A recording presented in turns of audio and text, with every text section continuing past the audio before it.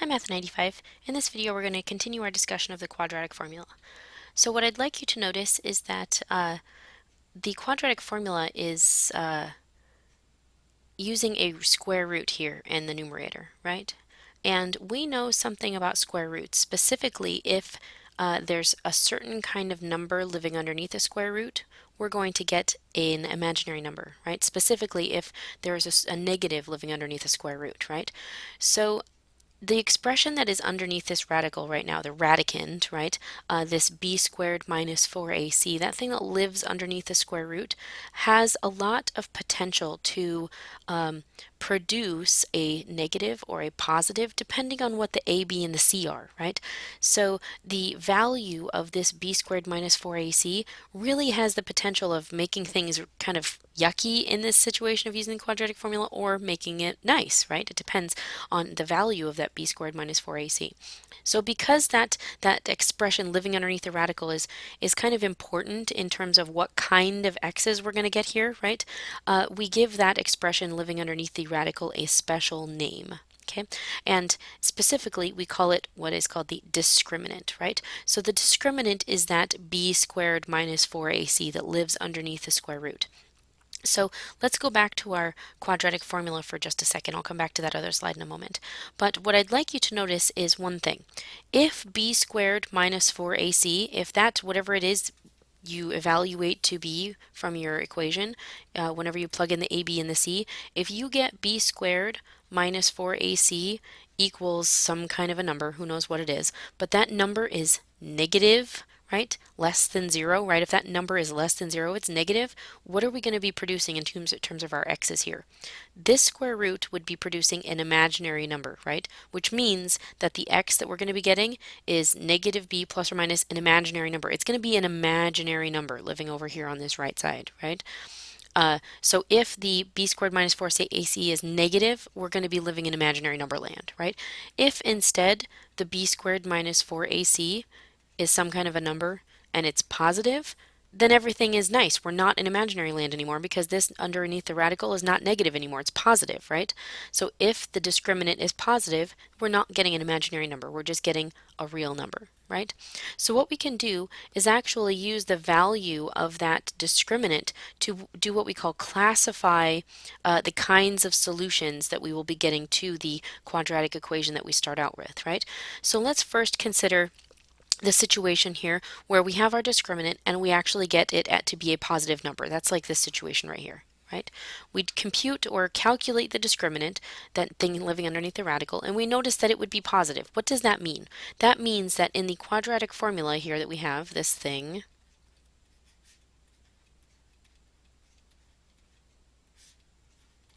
when we were computing this, using the quadratic formula here to figure out what the roots are, what the solutions are to the equation, right?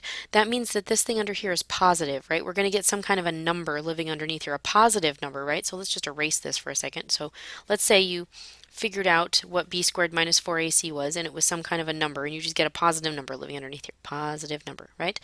That means that the solutions to the equation are what? Two different things, right? You get negative b plus the square root of that positive number, and you get over 2a, and you get negative b minus the square root of that positive number living underneath there, right? All over 2a, right? You get these two options here. So what that really means is you get two not equal real solutions. They're real because there's no I in them, right? Okay, and they're not the equal because one's a plus, one's a minus, okay? So if the discriminant is also a perfect square, the solutions are rational. We don't have to go into too much about what the discriminant being a perfect square is specifically. What I want you to know most of all is that if the discriminant is positive, you're going to get two unique, two distinct solutions to this equation. Graphically, what this means, we haven't focused too much on this yet, and you will more in 111 and in the next section.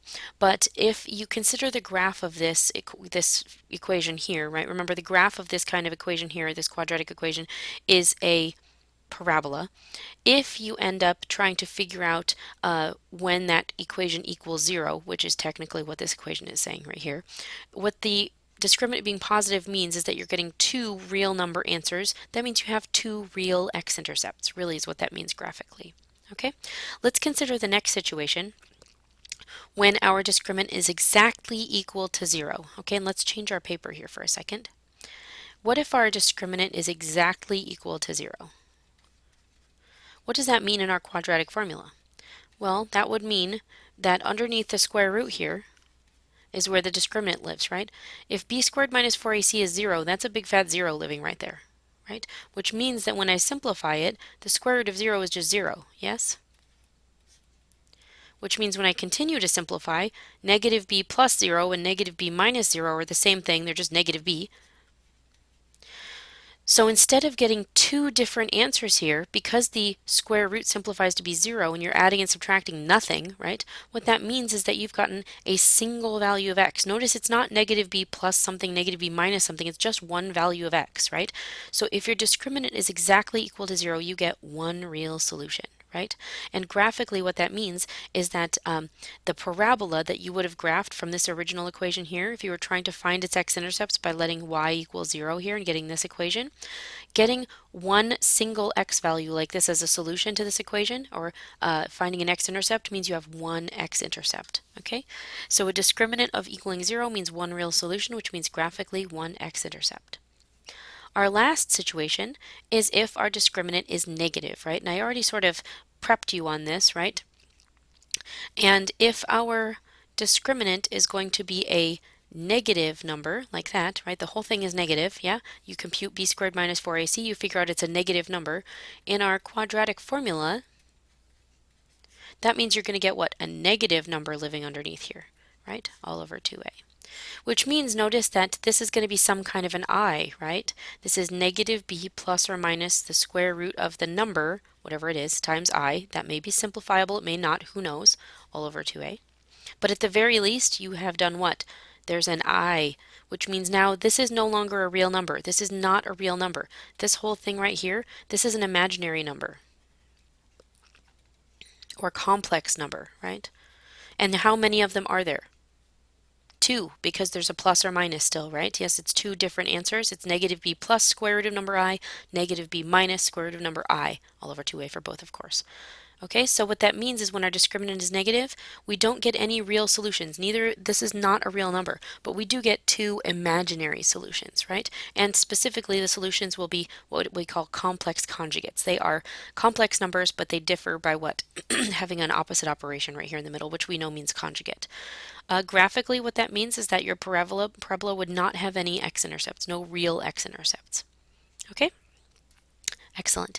So let's just focus a little bit now on when the best time is to try to use the quadratic formula or factor, or use the square root property, because we've got lots of techniques now. So this is a nice table here to sort of outline when is the best time to use factoring or square root property or quadratic formula. So if we have a quadratic equation and it can be factored easily, then probably factoring in the zero product principle or zero product property would be the way to go. And I even think that if you've got a number out front living in front of the x squared, factoring, unless you readily see it, maybe not the best way to go. Maybe the quadratic equation would be better. Okay, but if your trinomial is easily factored, then go ahead and factor it and use the zero product property. Don't worry about using the quadratic formula. If your quadratic equation has no x term, right, it's just two terms, it looks like this, then using the square root property would probably be the way to go. Add the c to one side, right, move the c over, and divide by a and use the square root property like this, right, add 7, divide by the 4, take the square root of both sides. Okay, again, you could make use of the quadratic formula. There's no going wrong there. Lastly, or actually not lastly quite yet, but if we have an expression squared equals a number, then we can still use the square root property. For example here, square root of something equals a number, square root both sides by using square root property plus or minus, and move over the 4. Okay? All right, now lastly, if we have a quadratic equation and the trinomial on the left is not easily factored or can't be factored or something, use the quadratic formula. Just identify a, b, and c, plug them into the formula, and get your solutions to the equation. All right, so I think that'll finish off section 11.2 for us. Enjoy and have fun doing my math lab.